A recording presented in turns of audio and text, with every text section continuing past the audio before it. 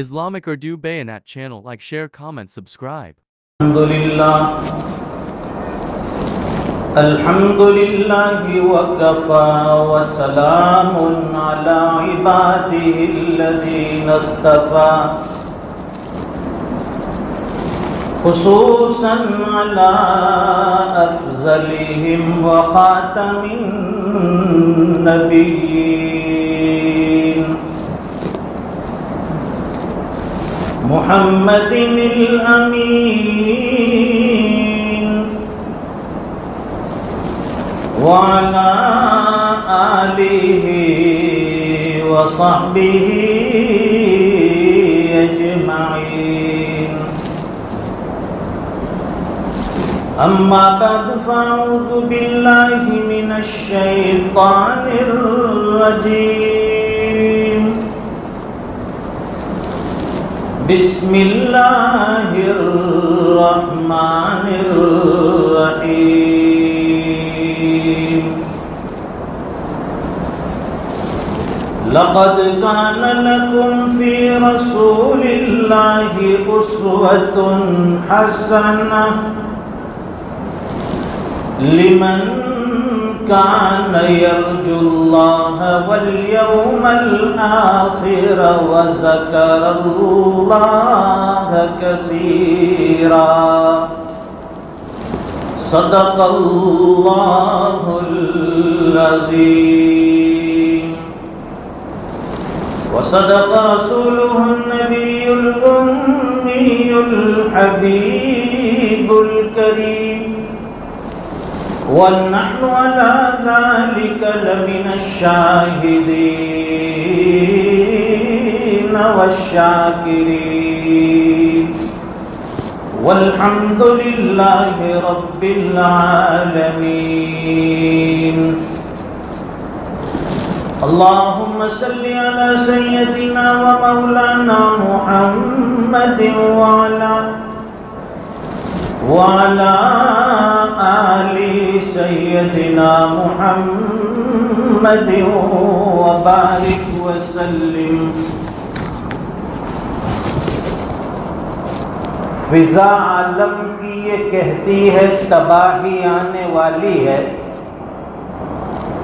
فضا عالم کی یہ کہتی ہے تباہی آنے والی ہے، دنیا اپنے ہاتھوں سے قیامت لانے والی ہے، فریب و مکر کے چکر میں دھوکہ کھانے والی ہے، عمل جیسا کیا سزا ویسے ہی پانے والی ہے۔ بزرگان محترم، نوجوانان اسلام اور دینی بھائیوں، موجودہ دور اور اس وقت کے پرفتن حالات جس سے صرف ہمارا ملک ہی نہیں بلکہ پورے عالم میں اور دنیا بھر میں طرح طرح کے فتنے روزانہ رونما ہوتے ہیں، مسائل سے امت مسلمہ آج گزر رہی ہے۔ اس وقت کے حالات میں سب سے بڑی چیز اگر ہمارے لیے کوئی ضروری ہے تو وہ ہے سیرت سرکار۔ ہم جس نبی کے ماننے والے، جس نبی کے متبع ہیں، اس نبی کی سیرت، اس نبی کا اسوہ، اس نبی کی تعلیمات ہماری زندگیوں میں آنی چاہیے اور ہونی چاہیے۔ دنیا کے سامنے سیرت سرکار کا مظاہرہ پیش کرنا ہے۔ ہم بہت کچھ کرتے ہیں اور دین کے نام پر جذبہ اتنا ہے کہ جو چیز دین میں نہیں ہے وہ بھی کر گزرتے ہیں دین کے نام پر۔ اسی سے دین اسلام دنیا میں بدنام ہو رہا ہے۔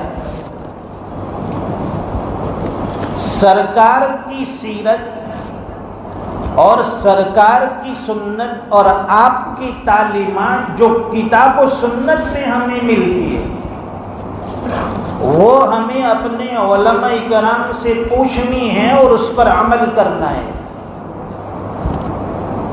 آج آپ دیکھتے ہیں کہ سیرت کے نام پر نہ جانے کیسی کیسی خرافات اور بدعتیں ہمارے معاشرے میں گھر کر گئی ہے۔ نتیجہ یہ ہے کہ دین کے نام پر ہم غلط رسومات میں مبتلا ہو کر مسلمان تو مسلمان غیر مسلموں کو بھی اذیت پہنچاتے ہیں، اور یہ اسلام کی غلط ترجمانی ہوتی ہے۔ وہ یہ سمجھ بیٹھتے ہیں کہ کیا مذہب اسلام ایسا ہے کہ جس کی وجہ سے لوگوں کو ایذائیں پہنچائی جائے، انہیں تکلیف دی جائے، ان کے درمیان مشکلات اور رکاوٹیں ڈالی جائے۔ یہ ہمارے کچھ اعمال کی وجہ سے اور غلط رسومات کی وجہ سے اسلام کی غلط ترجمانی ہوئی۔ صحابہ کرام رضی اللہ عنہم اجمعین کی زندگی کو اٹھا کر دیکھیے۔ فرماتے ہیں کہ صحابہ کرام رضی اللہ تعالیٰ عنہ کی زندگی اٹھا کر دیکھیے کہ سرکار کا کس طرح ان کے سامنے اسوہ تھا۔ حضور پاک صلی اللہ علیہ وسلم کی اتباع کیسی تھی، سرکار کی سیرت پر کیسے وہ عمل کرتے تھے۔ صحابہ کرام کی زندگی کو اٹھا کر دیکھیے، وہاں نہ جلسے ہیں، نہ جلوس ہے، نہ جھنڈے ہیں، نہ چراغاہ ہے، نہ شامیانے ہیں، کوئی چیز نہیں۔ وہاں صرف ایک ہی چیز ملے گی کہ حضور پاک صلی اللہ علیہ وسلم کی سیرت زندگی میں رچ بس گئی ہے۔ ان کی زندگی کا ہر دن سرکار دو عالم صلی اللہ علیہ وسلم کی سیرت کا دن ہے۔ ہر لمحہ حضور پاک صلی اللہ علیہ وسلم کی سیرت کا لمحہ ہے۔ حضور پاک صلی اللہ علیہ وسلم کی تعلیمات کے اتنے مداح تھے، اتنے خیر خواہ، اتنے چاہنے والے تھے، ہر چیز سرکار کے اشارے پر قربان کر دیتے تھے۔ قرآن کریم میں اللہ فرماتے ہیں لَقَدْ كَانَ لَكُمْ فِي رَسُولِ اللَّهِ أُسْوَةٌ حَسَنَةٌ۔ اب تعالیٰ شانو فرماتے ہیں حضور پاک صلی اللہ علیہ وسلم کو تمہارے لیے آئیڈیل بنا کر بھیجا، تمہارے لیے نمونہ بنا کر بھیجا، تمہارے لیے اسوہ بنا کر بھیجا۔ دنیا کے کسی آئیڈیل کی ہمیں ضرورت نہیں، دنیا کے کسی اسٹار کی ضرورت نہیں۔ ہمارے سامنے سیرت سرکار ہوگی، سرکار کی تعلیمات ہوگی، آپ کے بتلائے ہوئے طریقے ہوں گے۔ ایک ایمان والے کی زندگی اگر گزرتی ہے تو حضور پاک صلی اللہ علیہ وسلم کی سیرت کے مطابق گزرے گی۔ سارا جہاں ناراض ہو پروانہ چاہیے، اور مد نظر تو مرضی جانا نہ چاہیے۔ بس اس نظر سے دیکھ کے تو کر یہ فیصلہ، اور کیا کیا تو کرنا چاہیے، کیا کیا نہ چاہیے۔ اگر دنیا ہم سے ناراض ہو جائے، رشتہ دار ہم سے ناراض ہو جائے، پڑوسی ہم سے ناراض ہو جائے، ہمیں کوئی شکوہ نہیں، کوئی گلہ نہیں۔ ہمارا رب ہم سے ناراض نہ ہونے پائے، ہمارے محبوب صلی اللہ علیہ وسلم کو روز محشر قیامت کے دن کہیں شرمندگی نہ اٹھانی پڑے، دوسری امت کے لوگ کہیں یہ نہ کہہ دے کہ یہ آپ کی امت کے متوالے ہیں، یا آپ کو چاہنے والے ہیں، آپ کے نام لینے والے ہیں، لیکن ان کے کردار دیکھیے، ان کے اخلاق دیکھیے، ان کی زندگی دیکھیے، ان کے معاملات دیکھیے۔ نام آپ کا لے رہے تھے لیکن کام دیکھیے تو غیروں کے طرز پر کر رہے تھے۔ فرماتے ہیں کہ اگر تم باپ ہو تو فاطمہ کے باپ حضور پاک صلی اللہ علیہ وسلم کو دیکھیے کہ اپنی اولاد کی تربیت کیسے فرمائی۔ اگر تم شوہر ہو تو صدیقہ کائنات سیدہ عائشہ صدیقہ رضی اللہ تعالیٰ عنہ، حضرت خدیجہ الکبریٰ رضی اللہ تعالیٰ عنہ کے شوہر کو دیکھیے، ان کی گھریلو زندگی کیسی تھی، بیویوں کے ساتھ کیسی زندگی گزارتے تھے۔ اگر تم مزدور ہو تو دیکھیے کہ مکہ کے اندر حضور پاک صلی اللہ علیہ وسلم نے مکہ کی پہاڑیوں میں بکریاں کس طرح سے چرائی۔ اگر تم تاجر ہو تو دیکھیے کہ سرکار دو عالم صلی اللہ علیہ وسلم نے شام کی تجارت میں کیا طریقہ اختیار فرمایا۔ اگر تم سیاستداں ہو، لیڈر ہو تو دیکھیے کہ میرے محبوب صلی اللہ علیہ وسلم نے کس طرح حکومت فرمائی، کس طرح سرداری فرمائی۔ ہم تو حضور کے چاہنے والے ہیں اور حضور کے امتی ہیں، یہ دنیا کا کوئی بھی ہمارا آئیڈیل نہیں بن سکتا۔ نام جس کا مسلمان ہو پھر بھی ہم اسے اپنا آئیڈیل نہیں مانیں گے، ہمارے آئیڈیل تو جناب محمد الرسول اللہ ہے۔ بس سرکار کی جو تعلیمات ہے وہ ہمیں دیکھنی ہے، کوئی کچھ بھی کر رہا ہو، کوئی کچھ بھی کہہ رہا ہو، لیکن ہمیں یہ دیکھنا ہے کہ ہمیں شریعت کیا کہتی ہے، ہمارے نبی کی تعلیمات میں یہ چیز ہمیں کیسے ملتی ہے۔ دنیا والوں کی زندگیاں دیکھ کر مرعوب نہ ہو جائے۔ فرماتے کہ حضور پاک صلی اللہ علیہ وسلم دنیا میں اس لیے تشریف لائے تاکہ امت کو ہدایت کی طرف لائے۔ آپ اس لیے نہیں تشریف لائے تھے کہ آپ کے نام پر یوم پیدائش منائی جائے، علمبرداری کی جائے، اس لیے تشریف نہیں لائے تھے کہ آپ اپنی تعریفات کروائیں۔ اگر یہی مقصد ہوتا تو مکہ کے سرداروں نے، کفار مکہ نے حضور پاک صلی اللہ علیہ وسلم کو پیشکش دی تھی، آپ کے سامنے آفر کیا تھا کہ اے محمد اگر تم سرداری چاہتے ہو تو آج سے ہم تمہیں اپنا سردار بنا لیتے ہیں، اگر تم امیر بننا چاہتے ہو، مال و دولت کے خواہاں ہو تو ہم تمہاری خدمت میں اتنا مال جمع کر دیتے ہیں، مال کا ڈھیر لگا دیتے ہیں، تم سب سے امیر بن جاؤ گے، سب سے مالدار ہو جاؤ گے۔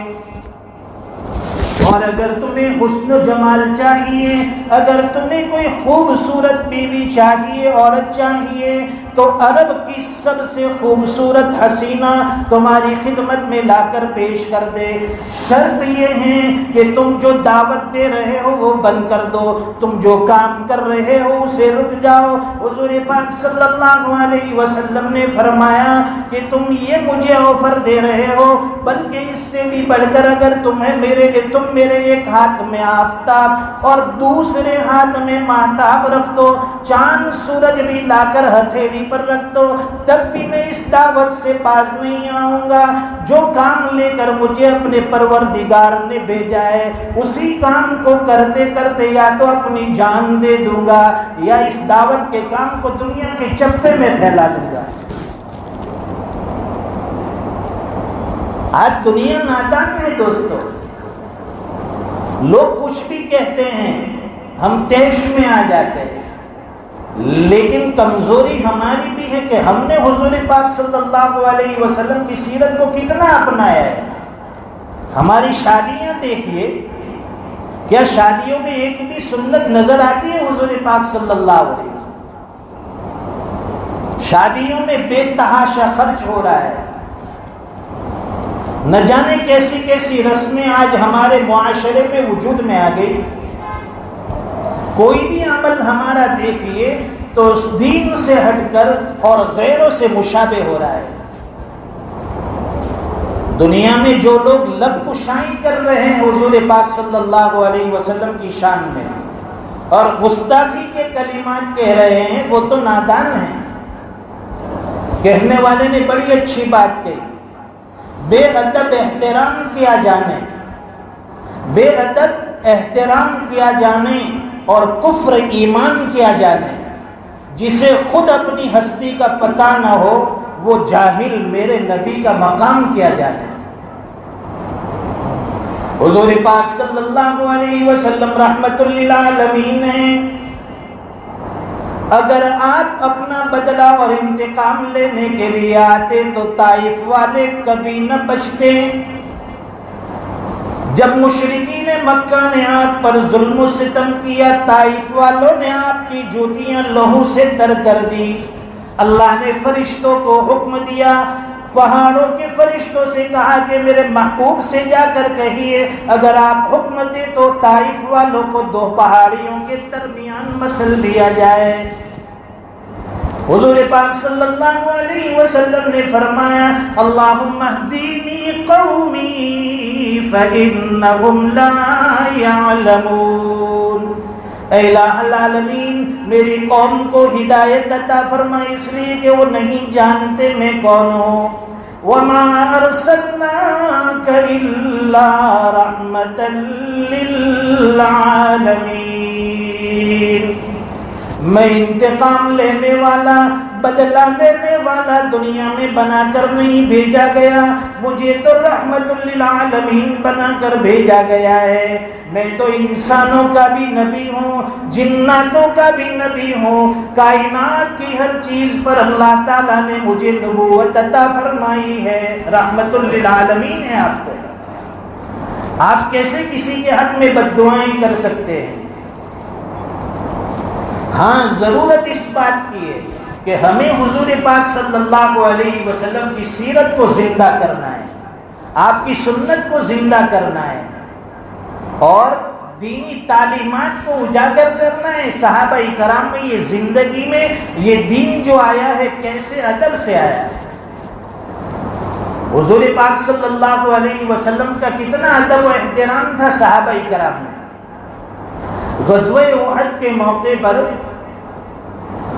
گھمسان کی لڑائی تھی، جنگ ہو رہی ہے، تیروں کی بوچھار ہے، بارش کی طرح تیر برس رہے اور حضور پاک صلی اللہ علیہ وسلم پر تیر برسائے جا رہے۔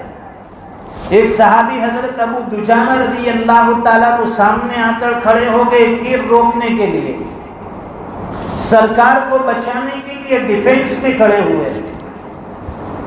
اب یہاں میدان کارزار میں بھی حضور پاک صلی اللہ علیہ وسلم کا کتنا ادب اور آپ کی کتنی عزت کہ یہاں میدان میں بھی حضور کی بے ادبی کہیں ہم سے نہ ہو جائے۔ اگر وہ سینہ تیروں کی طرف کرتے ہیں تو اپنی پشت یہ حضور صلی اللہ علیہ وسلم کے چہرے انور کی طرف ہوتی ہے، یہ بھی صحابہ کرام کو گوارا نہیں۔ حضرت ابو دجانہ رضی اللہ تعالیٰ عنہ نے اپنی پشت کو تیروں کی طرف کیا اور اپنے چہرے کو حضور پاک صلی اللہ علیہ وسلم کے چہرے انور کی طرف کیا تاکہ میدان کارزار میں بھی حضور کی بے ادبی نہ ہو۔ آج اسی سنت کے ہم جنازے نکال رہے ہیں۔ بتائیے ہم نے کتنا دین پر عمل کر کے بتایا، ہم نے کتنی شریعت پر عمل کر لیا۔ دعوت و تبلیغ کی نسبت سے محنتیں ہو رہی ہے، علماء کرام خانقاہوں میں مدارس میں محنتیں کر رہے ہیں، اور جب حالات سر سے اوپر آ جاتے ہیں تو پھر ہمیں اللہ کا گھر نظر آتا ہے، یہ مسجد نظر آتی ہے۔ اس لیے فرماتے ہیں کہ اگر امت مسلمہ 5 وقت کی نمازوں کی پابند بن جائے، کائنات میں کسی کی مجال نہیں کہ ان کو صفحے ہستی سے مٹا سکے۔ کہنے والے نے اچھی بات کہی کہ کیوں ہمیں مٹانے پر طلوع ہے زمانہ، کیوں ہمیں مٹانے پر طلوع ہے زمانہ؟ ارے ہمارے مٹنے پر تو قیامت رکی ہوئی ہے۔ اگر یہ مسلمان مٹ گیا تو پھر قیامت لازمی ہے، آنی ضروری ہے۔ جب کائنات میں ایک بھی اللہ اللہ کہنے والا نہیں بچے گا، اللہ تعالیٰ اس دنیا کے شامیانے کو لپیٹ کر رکھ دیں گے، کوئی ضرورت نہیں۔ جب تک اللہ اللہ کہنے والا ہوگا اللہ تعالیٰ اس کائنات کے نظام کو چلائے گے۔ یہ مسجدوں کو آباد کرنے کی ہماری ذمہ داری ہے۔ یہاں دینی حلقے لگیں گے، دینی مجلسیں ہوگی، تعلیم ہوگی، تربیت ہوگی، نمازی آئیں گے، جڑیں گے، تب دین زندہ ہوگا۔ اور اسی دین کی برکت سے ماحول ایسا نورانی بنتا چلا جائے گا، لوگوں میں ہدایت عام ہو جائے گی۔ ہماری یہ مسجد جو ہے الحمدللہ بڑے اچھے مقام پر ہے، بڑے اچھی جگہ پر ہے، اطراف میں مسلمانوں کی آبادی ہے، اسے آباد کرنا بھی ہماری ذمہ داری ہے، اور مسجد کی جو ضرورتیں ہیں اس کا خیال رکھنا یہ بھی ہماری ضرورت ہے، اور یہ ہماری ایک ذمہ داری ہے۔ ہر آدمی یہ سمجھے کہ اللہ کا گھر ہے، اس اللہ کے گھر کے چلانے میں، اس کے نبھانے میں، اس کی آباد کرنے میں میری کیا محنت لگ جائے، میں کیا قربانی پیش کر سکوں، یہ بات ہمارے ذہن میں ہونی چاہیے۔ جب ہر آدمی یہ سوچ لے کر کھڑا ہوگا، انشاءاللہ ہماری مسجد کا، ہمارے مدرسے کا نظام آسان ہو جائے گا۔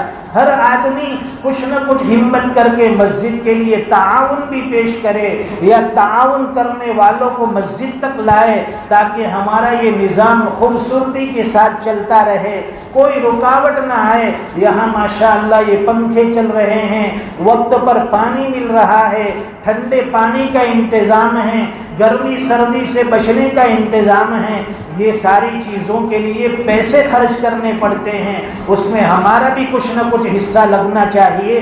اللہ تعالی ہمیں اس مسجد کے نظام چلانے میں، اس کے نباہ و خرچ میں ہر مصلی کو تعاون کی توفیق عطا فرمائیں، اور اللہ تعالی پورے عالم کے مسلمانوں کی جان مال عزت آبرو کی حفاظت فرمائیں، ہمارے اس بھارت دیش کی اور یہاں کے رہنے بسنے والے ہر انسان کی اللہ تعالیٰ خوب حفاظت فرمائیں، آپس میں سب کو متحد فرمائیں، آپس میں ایکتا نصیب فرمائیں، اور ہر قسم کے خلفشار انتشار سے اللہ تعالیٰ امت مسلمہ کی حفاظت فرمائیں۔ وآخر دعوانا الحمد للہ رب العالمین۔